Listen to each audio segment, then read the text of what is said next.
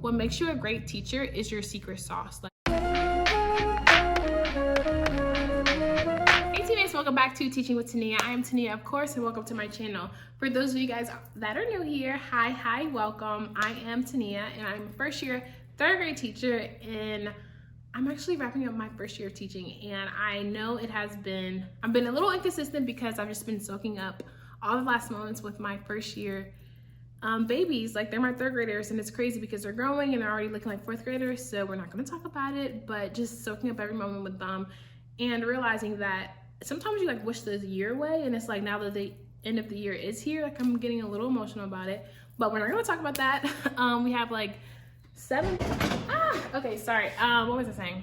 So as my partner's teacher, she was leaving. We're under a heat advisory, so it's super hot. Students actually went home early, but I do want to get this video out to you guys. I was like, oh wow, I hate that it is so hot because I would love to have at least 2 more hours with them today, but we didn't get to everything that I wanted to. But hey, there's next week, which will be my last full week of school, and I'm not sure if I'm going to vlog that for you guys, but we'll see.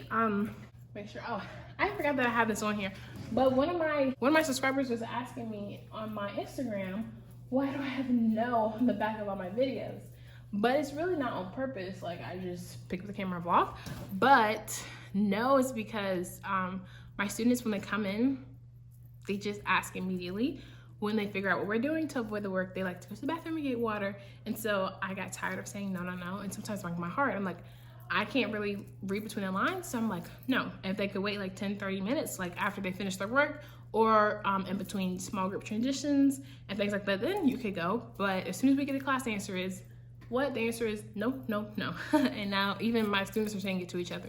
If it's the first like 30 minutes to hour in class, of course you know who can hold it and who can't hold it, but we're 8, almost 9 years old. So I actually had 2 birthdays today. These 2 little boys are so precious. They just turned 9, and it's just like, this is like the perfect age group. I know I may be a little biased, but 8 years old turning 9, I just love this age group, and I'm super blessed. I can't thank God enough for like this job, this opportunity. Even on the days I don't feel like teaching or the super hard days, like I get to have a hand in shaping the next generation, and that's like what wakes me up every day. But that's how you know I haven't talked to you guys in a long time, because I am getting chatty. But in this video, I want to talk about your teacher secret.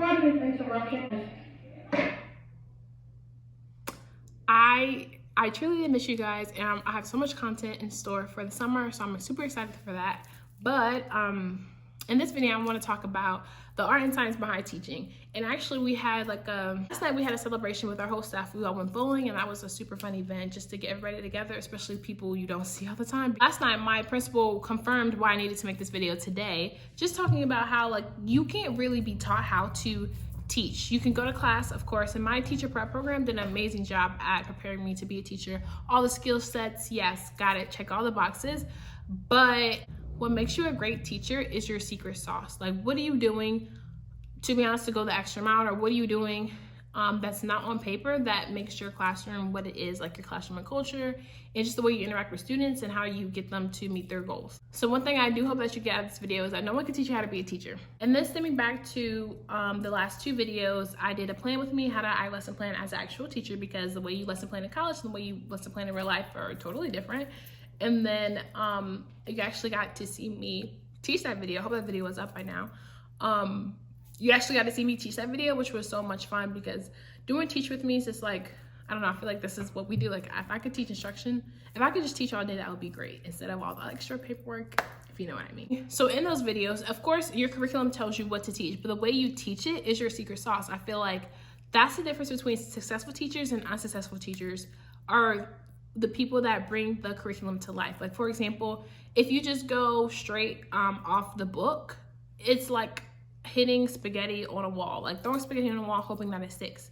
You have to know where your students are coming from, like all these background knowledge that you have to know in your head as a teacher about your students, or the way they like to learn. Or if the curriculum says to do this one way, but you know your students, it'll be boring to your students, or you know you need to make this part more engaging. Like, that, feel like that's where us teachers, we don't get much autonomy with what we have to teach, but the way you teach it, I feel like, is where you have the most freedom and where you could be as creative as you want to be. And for those of you guys who know me, I love being creative and putting my own spin on things, which is another reason I created my YouTube channel. And also to share ideas that I feel like sharing the way you do things and sharing your perspective, that's your secret sauce. And like I tell my students, that's your superpower. Nobody else is like you. It's editing today and popping in here, editing it and praying over it. I realized God was not done with this video. So I wanted to add, the thing that adds to your secret sauce as a teacher is your mindset. How do you come in every day, prepare for your children? Like, what type of mindset are you in? I do a lot of teacher mindset videos, or just let you guys in on what I'm thinking as a teacher, so you guys can check out that playlist here. So sometimes my teacher mindset has gotten in the way, or feel like I'm not doing / being enough for my students. With teacher mindset, you can either be positive or negative, and I had to realize that ultimately I'm just the teacher, and it's not just the teacher. Like, that just word our society has, I feel like, downplay a lot of stuff by using the word just, but I do feel like we are not the ultimate responsibility for that child. They go home to parents, guardians, all that stuff at the end of the day, and us as teachers do have a huge part in playing as positive role models and things like that. So a part of your secret sauce is knowing when to rest, knowing when you are overexerting yourself, or knowing you as a teacher if you're getting frustrated with the student, or knowing, hey, I just need to take a second and relax and breathe, or even setting up boundaries for yourself. Last one I wanted to add is in 1 Corinthians. I was reading this morning. I was like, whoa, I hear you, Jesus. But in 1 Corinthians 10:31, it talks about how whatever you do, do it all for the glory of God. For whatever you do in Him, nothing is in vain. Secret sauce is teaching from your heart, teaching from a good place, and teaching for ultimately for the glory of God, not to be recognized, not to be shouted on the rooftops, because like I said before, this is a thankless job. But if you're doing it for the right reasons, which is all for the glory of God, then you will be okay, your school will be okay, your children will be okay, and your students will be okay. It's more like checking your heart posture and knowing that everything we do is for the glory of God, and the pay, the recognition, all that stuff will set aside when you know what you're doing it for. So I hope that was helpful, and okay, I'm out of here. Nobody else thinks like you do, nobody else talks like you. Like, you are you, and you're you for a reason. So that goes for teachers as well. Like, yes, we get observed on the way we teach or the way we deliver a lecture. Like, is it effective or not effective? But as far as how you connect with your students, like what inside jokes you have with them, like nobody can teach you how to do that, or how to even care. I feel like caring is half the job, and some teachers do and some teachers don't. And it's like, if you care, it should be evident within your work and how you interact with your students. Another part of your secret sauce as a good teacher is being confident in what you teach. Coming in prepared and making sure you have your lesson in and intact for the day is half the battle for sure. But then also knowing that you can make decisions off the fly, or you see that this isn't working, how are you going to pivot? If you see that your lesson isn't going the way you want to do it, how are you going to pivot? Like, that's part of your secret sauce. Like, some teachers cannot think on the fly, or they just keep running the lesson. They keep teaching the lesson that's going into the ground. It's like, okay, this isn't working. What are you going to do differently? And I feel like part of the reason I've been successful this year is because, like, every 2 weeks I was evaluating, is this working, is this not working, or implementing a new strategy that I know would be more successful, or just trying different things to meet my students' needs. And now that I know my students and I know what works, especially with my demographic of students, and what doesn't work, like, I'm more aware of that. So I probably won't have to pivot as much next year, but it's my first year teaching.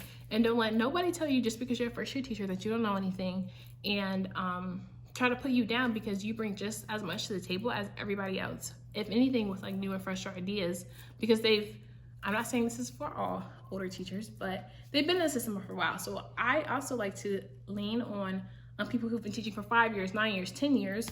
Hopefully my lead can come on my channel. I cannot wait for that interview.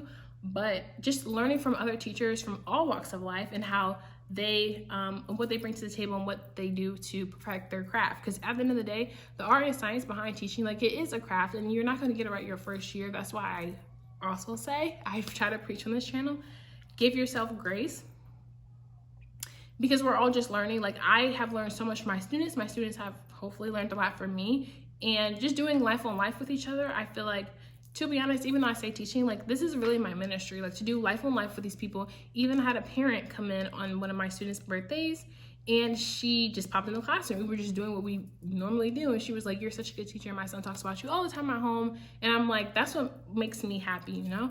That's what makes a difference. And she brought, cupcakes and ice cream, and it just made my heart so happy, because yes, you do this day in and day out, but to be honest, teaching is a thankless job. Like, my principal said this as well last night, it is a thankless job, and sometimes you're like just in the thick of it, but right now I'm trying to soak up every single moment. But you're in the thick of it, just trying to get things done and try to make sure all your students' needs are met, that most of the time they're not telling you thank you, or staff tells each other thank you, but it definitely means a lot when it comes from a parent, especially to see where that student was at the beginning of the year to now is like mind-blowing. So proud of him. So another thing that adds to your secret sauce as a teacher is how you rip the curriculum apart, to be honest. Like, I know I touched on this earlier, but the way you say this is the goals and how you need to get your students there, what do they need to know, be able to do, especially for our friends with like IEPs, how are we gonna give them the material that they need and still access it, but at the level that they need to be at, whether it's like having sentence starters or what's it called, matching, or even cut and paste to have them show that they know the order of a paragraph, or they know the characters and setting and those story elements of a story. Like, how do you do that? Whatever your curriculum is and however you have to teach it, and not just like conform to it, because our students are not robots. Like I said before, they have their own personalities, their own unique experiences, and we have to value that as teachers. The next thing that's added to your secret sauce as a teacher is how do you make learning fun? Because nobody wants to come to school and listen to a voice that's monotone, or that they're not excited. And what keeps them going? What makes them say, hey, I need to come to school because I know that Miss So-and-so lesson is going to be fire today and I don't want to miss it. Or if I do miss it, I know I'm going to be behind, and things like that. Like, what gets them excited? Like, the same thing that we come every day for the students and their personalities, and to see their bright, shining faces and smiles. But what's going to get the student up? And I try to look at my lesson, look at my classroom, everything that I do as a teacher from the student's point of view. How's it going to make my students feel? Like, even my cozy corner was huge for social emotional learning, and just to decompress from the day or when they're getting their lessons done. And for the most part, they have respected the cozy corner. Make learning fun. How do you keep your students engaged? Is it the whiteboards? Is it hold up signs? Is it thumbs up, thumbs down, or sign language like yes and no? How do you feel like, how can they feel successful in your lesson or feel a part of their learning? I feel like nobody, especially some of my college professors, did this, and so I've tried not to do this. Of course, some lessons just have to be taught to them, like that's just the content, but then how do you make it?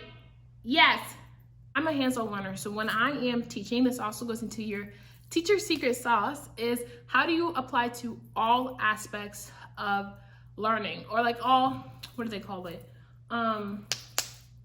All learning modalities. Some students, all they need to do is hear it and then boom, they got it. Others, like me, is a physical touch like type person, or a physical touch, like I need to feel things or use manipulatives or write it out so that I can see it, or use a chart or whatever to be able to see how see what I'm learning, or even to practice multiple times. So it's visual, auditory, and then like kinesthetic. Do you need to move around? Do you need to dance or a cool beat to learn it? Like, how are you meeting those things? And of course, this is really hard to do within a lesson, but I feel like that comes with time, energy, effort, and knowing your students, but also knowing yourself. And most teachers, unfortunately, do just settle with the thing that helps them. Like, for example, if you're just an auditory teacher and most of the content that you give to students, or like lectures or lessons that you give, it usually leans towards auditory. And I feel like for me, I've had to get out of my comfort zone and do things that are kinesthetic, be funny with my students, or even put a song with it. Like my students will tell you all the time, like I will bust out into a song and help them remember it. And then we're in small groups, especially with foundations, or put a beat to it, because my students love making beats, beatboxing, things like that. So if they're looking to decode a word in a small group setting, they're like, oh, and they've seen the tune, it helps them remember that's the sound that goes with the foundation vowel team that we've learned, and they're able to decode a word and then keep reading. And it's like little stuff like that. I, to be honest, didn't see this coming together until just recently when we were doing small groups, and I was like, so the songs did work. I wasn't just being funny for fun. And of course, you got to get outside your comfort zone. And I'm not saying do this all at once. Of course, do what you're comfortable with, because students can spot a fraud like literally right away. So make sure you're doing it because you genuinely want to, or just make it you, I feel like. Students will respect your cultural personality and things like that. If you respect theirs, if you allow them to be themselves, they will definitely allow you to be yourself.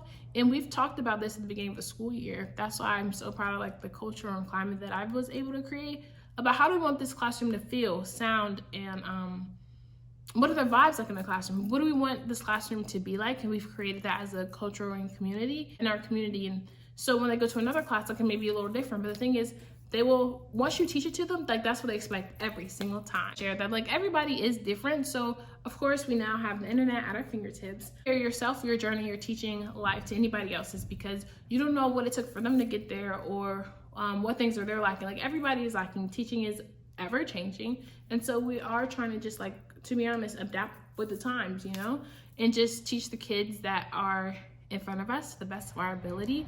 And the way you do that, I feel like, speaks volume to you as a teacher and your calling. And this is another reason I say you do have to be called for this, because despite my love and passion, of course the days get long, and I'm not going to be my students' expectation every day, and they're not going to be mine. Every day is not going to be perfect, but what we do in those instances, I feel like, is our secret sauce. Do you just lash out, or control your emotions, so model controlling your behavior and your emotions so that the students can learn to control theirs? Especially, like, these are just little people in the big world just trying to figure it out, and I feel like it's our job as educators to do the best that we can for them and with them, because I don't believe that education is just, we're just shoving education down their throat. Like, they're a part of the process too, so bring them along, tell them their goals or what they need to do to be successful, and 9 times out of 10, most of them will meet it every single time. I'm smiling because thinking back of the progress, like, I'm not the same teacher that I was at the beginning of the year. Like, I've learned so much as compared to even my student teaching vlogs. I've just been doing a lot of self-reflection and soaking up these last few days of the school year. It is now June, so it is really hot. I'm about to get out of here. I hope you guys enjoy this video. Comment down below, what are some things that make you a great teacher, that add to your secret sauce, down below in the comments. Thank you guys so much for watching. Don't forget to subscribe down below, and I'll see you guys in my next video. Peace.